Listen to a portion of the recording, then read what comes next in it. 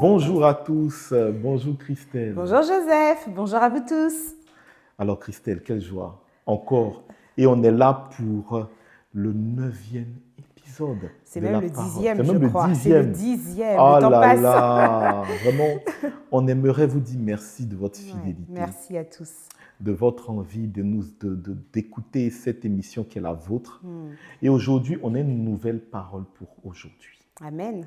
Cette parole, elle est pour tous ceux qui ont déjà souffert d'amour.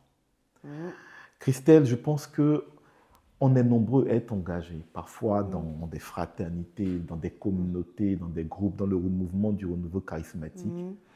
Et puis à l'intérieur, on découvre que parfois l'amour qu'on vit est un amour qui n'est pas forcément très différent de l'amour qu'on peut vivre à l'extérieur.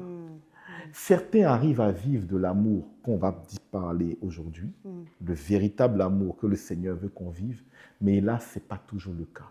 Donc là, tu veux parler de relations entre membres dans un groupe, Dans un groupe, voilà, d'accord. ou même dans une paroisse, des personnes engagées sur la paroisse qui s'entendent moyennement. On va parler, on va donner une clé pour que toutes les personnes chrétiennes et qui vivent de leur foi puissent également être épanouies dans le véritable amour. Ça peut aussi toucher des personnes qui ont envie de s'engager pour œuvrer dans leur église. Absolument. Pour œuvrer. Et même les jeunes qui veulent échapper aux blessures d'un amour inutile, qui veulent passer à l'étape de l'amour mature.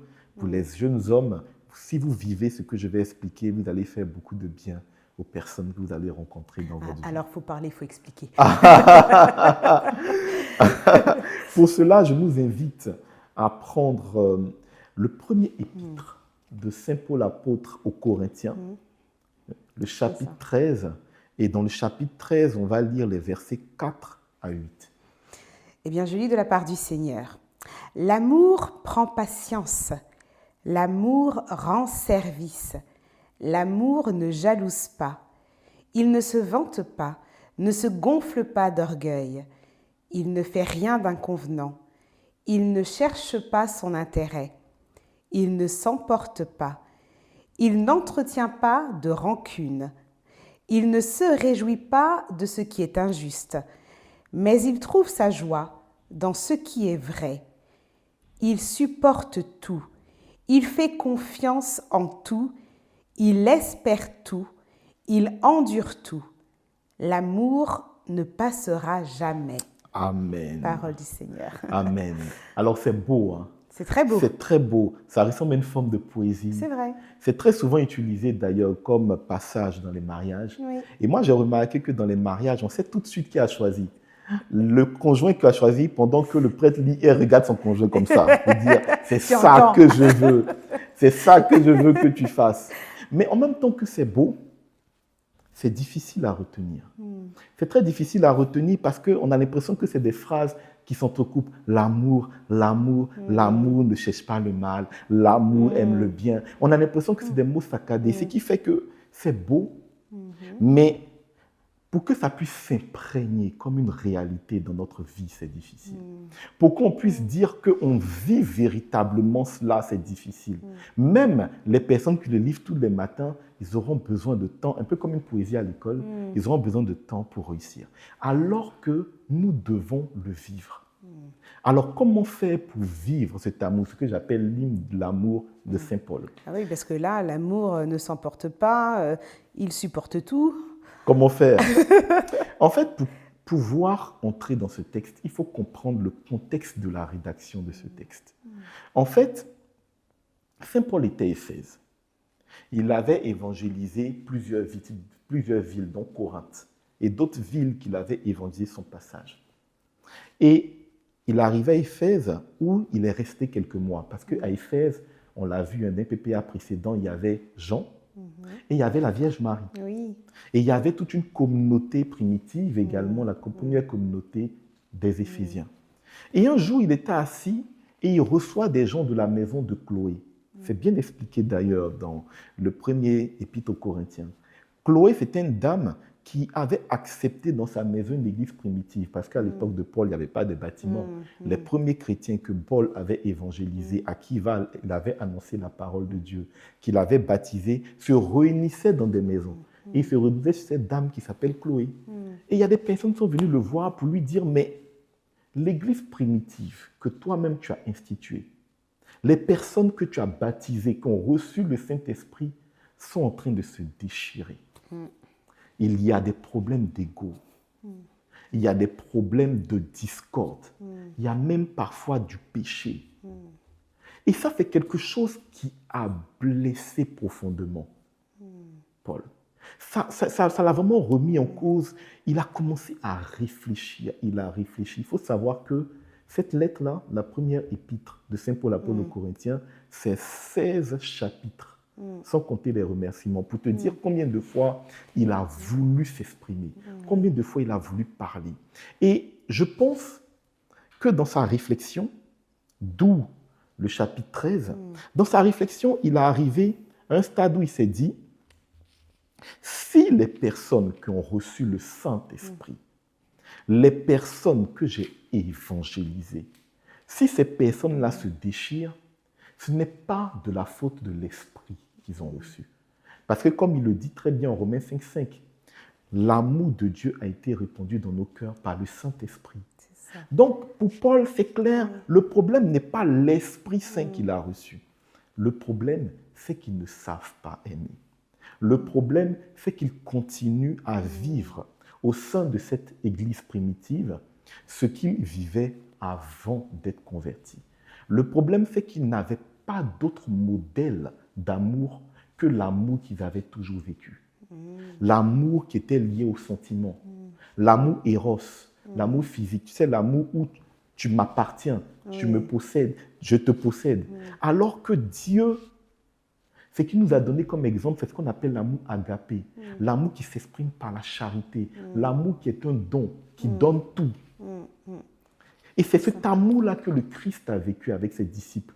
Et c'est cet amour-là qu'ils étaient censés vivre par l'action du Saint-Esprit qui a répandu cet amour dans leur cœur. Mais le fait qu'ils n'avaient pas de modèle, il s'est dit, il est temps, grand temps que moi, Paul, je leur donne un modèle.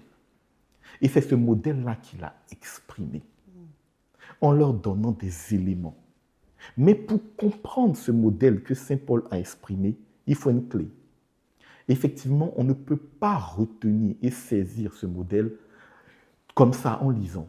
C'est trop saccadé parce que ça vient d'une intelligence supérieure. C'est le Saint-Esprit et Paul qui ont travaillé ensemble. Pour comprendre ce modèle, il faut une clé.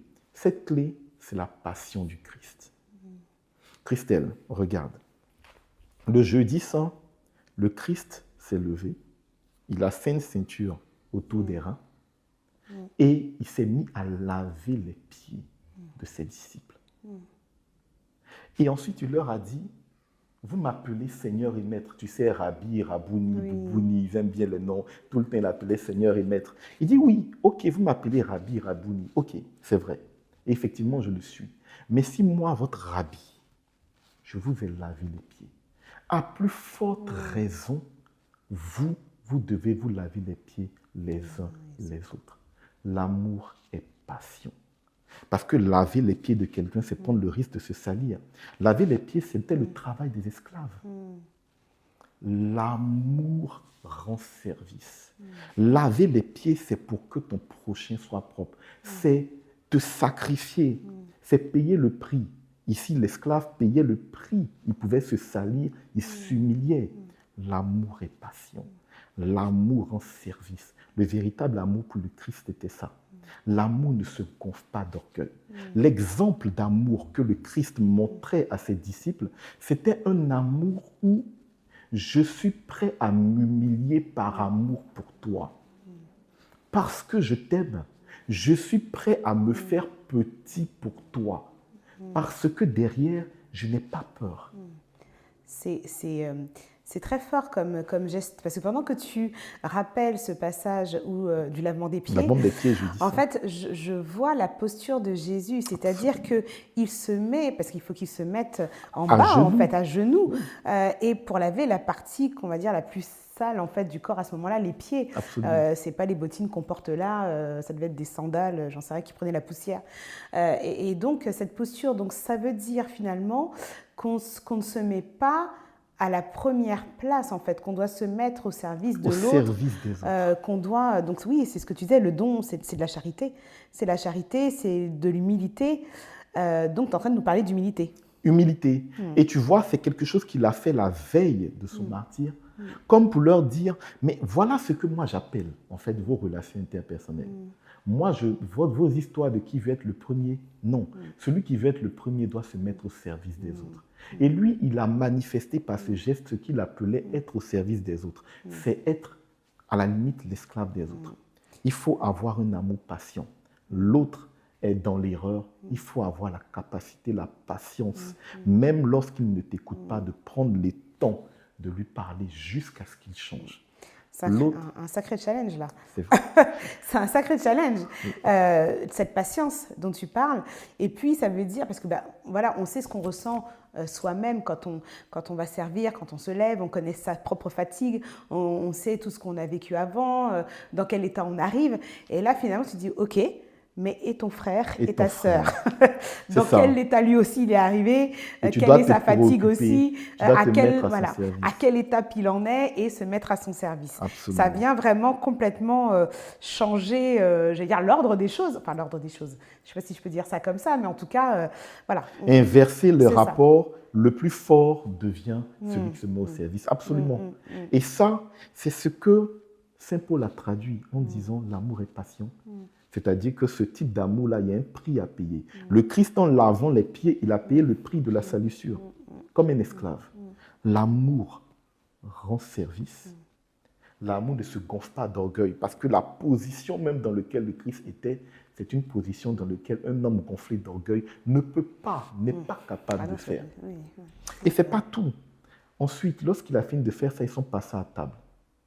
Et on dit qu'il a pris le pain, il les a rompus, il a dit à ses disciples, prenez et mangez, ceci est mon corps livré pour vous.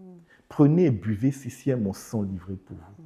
Tu vois, ce passage, comme on le lit et qu'on l'écoute tous les dimanches à la messe, on ne mesure pas le choc que les apôtres ont ressenti. Tu imagines des personnes qui étaient avec leur maître, ils viennent de laver leurs pieds, et ensuite, il dit, vous allez manger mon corps. Attends, mais c'est chaud. Ça peut surprendre. On n'est pas là pour te manger, on est là pour manger pain, miel. Il dit, non, aujourd'hui, vous allez consommer mon corps. Aujourd'hui, vous allez boire mon sang. L'amour ne fait rien d'honteux.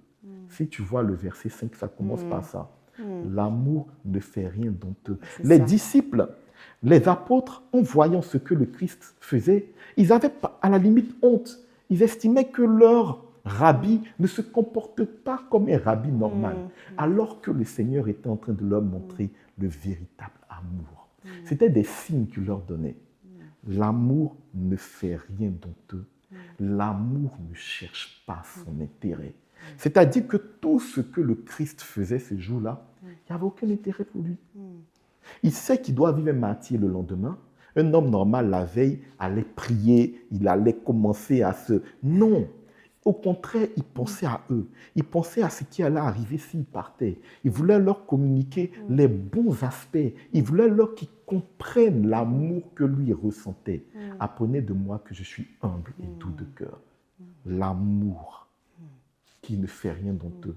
Les autres peuvent croire que ce que tu fais par amour est honteux.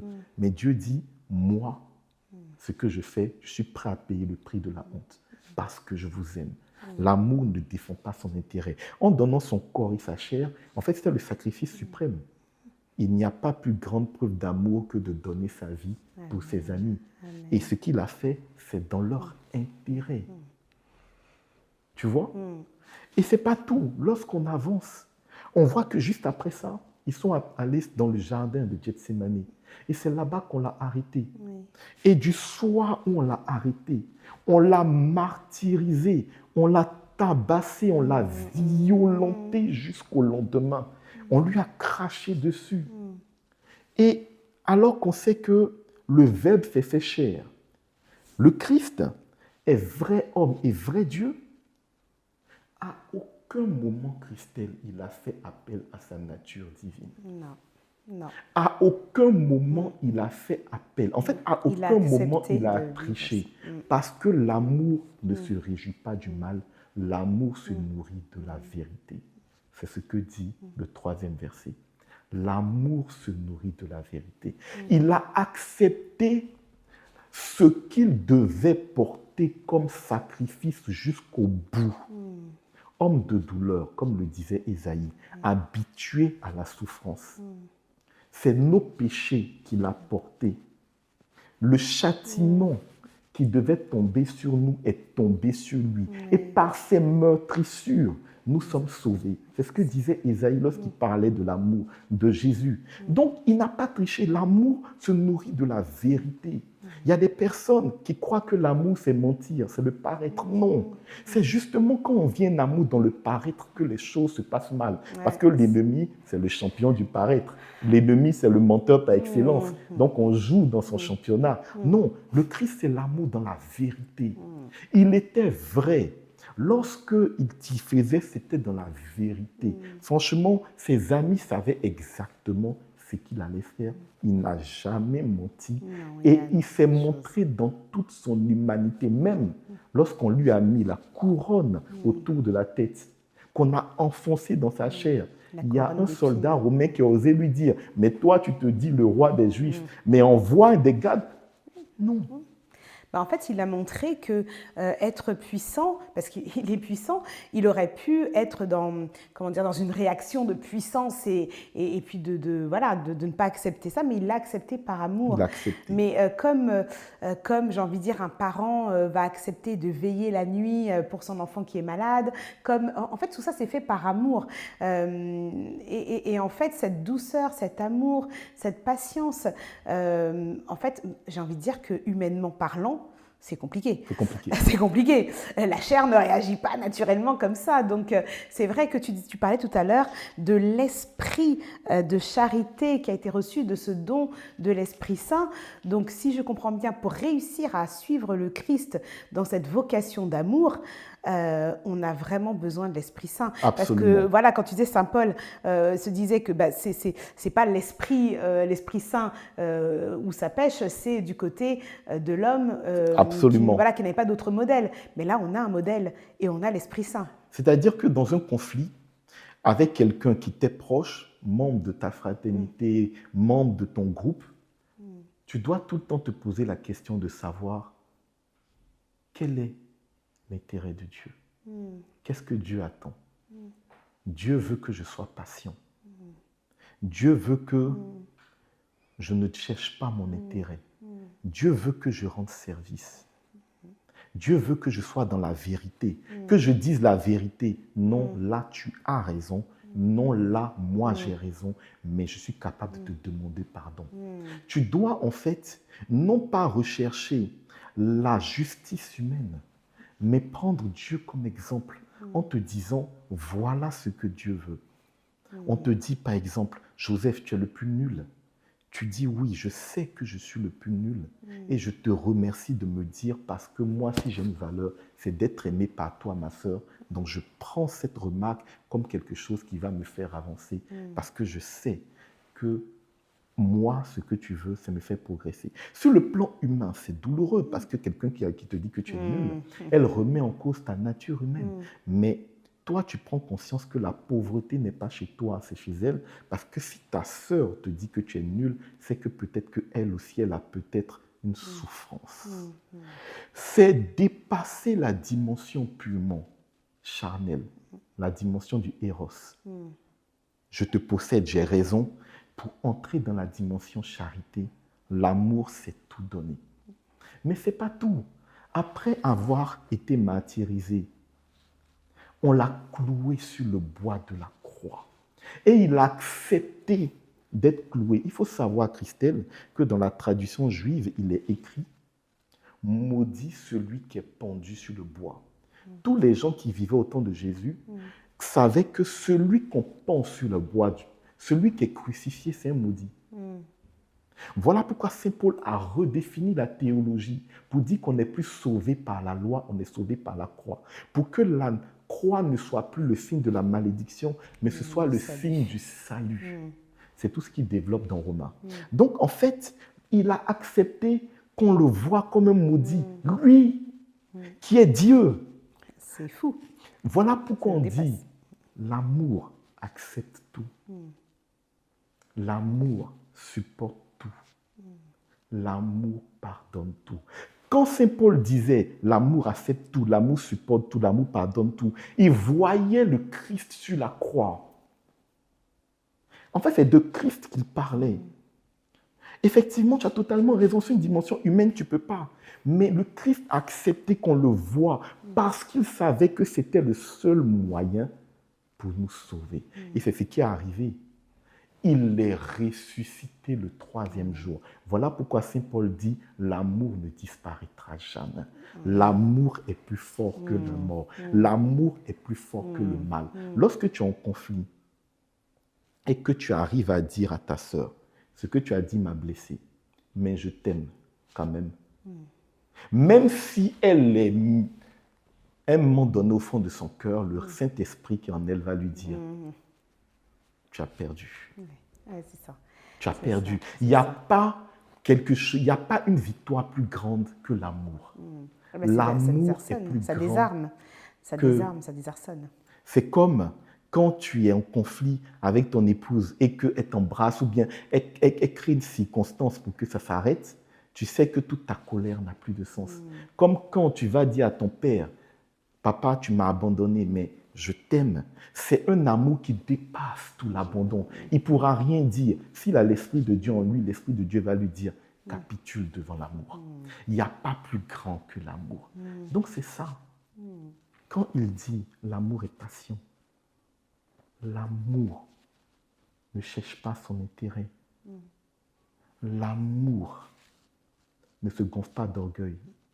Il pensait au lavement des pieds. Ensuite, il monte. Il dit l'amour rend service. L'amour véritable. En fait, il pensait déjà au fait qu'ils ont rompu son corps, ils ont bu son sang. C'était peut-être pour eux quelque chose de totalement horrible, mais le Seigneur n'avait pas honte d'exprimer cet amour parce que c'était ce qu'il ressentait. L'amour ne fait rien d'honteux. L'amour ne cherche pas son intérêt. L'amour. Et quand ensuite, on voit qu'on dit l'amour se nourrit de la vérité, moi, ça me donne la chair de poule. Il n'a pas à un seul moment triché. Non. Notre Dieu n'a pas triché, Christelle. Il n'a pas triché. Les clous étaient comme ça. Il a ressenti la douleur. Et ensuite, lorsqu'on dit l'amour pardonne tout, ça peut paraître fou, mais lorsqu'il était sur le bois de la croix, par cet acte, tous nos péchés ont été pardonnés. Rappelle-toi, au début de son ministère, il disait « Je suis venu dans le monde pour détruire les œuvres du mal. » En acceptant de porter nos péchés sur le bois de la croix, il a accepté d'être l'agneau immolé, le sacrifice expiatoire pour que toi et moi aujourd'hui, on soit sauvés. Et ensuite, il a prouvé que lorsqu'on est sur ce chemin, l'amour dépasse tout, l'amour ne meurt jamais. Et je peux te dire, parce que comme le Seigneur l'a mis à mon cœur, j'ai essayé cette semaine de l'expérimenter. J'ai échoué, mais je vais continuer. Parce qu'en fait, le problème n'est pas d'échouer. Le problème, c'est est-ce que tous les jours, tu vas te rappeler que l'amour est passion, que l'amour ne cherche pas son intérêt, l'amour ne se gonfle pas d'orgueil. Est-ce que tu vas te rappeler que l'amour rend service? L'amour pardonne tout, l'amour accepte tout. Ou est-ce que tu vas essayer et puis à un moment donné, tu vas abandonner? En fait, plus tu vas essayer, plus tu vas ressembler à Jésus-Christ. Et puis ce que tu n'étais pas capable de faire hier, demain tu seras capable de le faire avec l'aide du Saint-Esprit. Amen. Vraiment, on peut bénir le Seigneur pour ce PPA aujourd'hui, Parole pour aujourd'hui, où le Seigneur est venu nous mettre à l'école de l'amour, d'un amour qui ne triche pas. J'ai aimé ce que tu as dit, et à l'école de l'humilité. Vraiment, nous prions pour que le Saint-Esprit nous accompagne sur ce chemin de sanctification, qu'il vienne nous rejoindre. Lui qui vient convaincre du péché vérité et de la justice, que vraiment le Saint-Esprit parle à nos cœurs pour voir voilà, les endroits où l'amour n'est pas encore à son maximum, là où il n'est pas véritable, et qu'on puisse s'abandonner soi-même et vraiment rentrer dans cette grâce de la charité. Amen. Ce sera le mot de la fin. Ce sera le mot de la fin. Vraiment, merci à tous. On espère que cette parole pour aujourd'hui a été une réponse à une question. On sera là encore le mois prochain et on se réjouit déjà pour tout ce que nous vivons ensemble avec vous. Merci Christelle. Merci Joseph. Merci à tous. À très bientôt.